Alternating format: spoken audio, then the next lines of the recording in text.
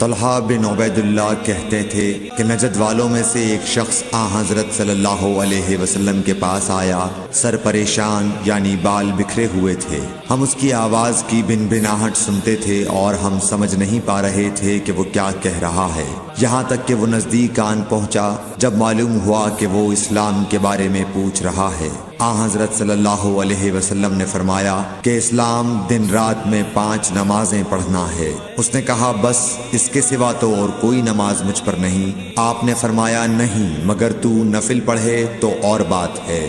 حضرت صلی اللہ علیہ وسلم نے فرمایا اور رمضان کے روزے رکھنا۔ اس نے کہا اور تو کوئی روزہ مجھ پر نہیں ہے۔ آپ نے فرمایا نہیں، مگر تو نفل روزے رکھے تو اور بات ہے۔ طلحہ نے کہا اور حضرت صلی اللہ علیہ وسلم نے اس زکوٰۃ کا بیان کیا۔ وہ کہنے لگا کہ بس اور کوئی صدقہ مجھ پر نہیں ہے۔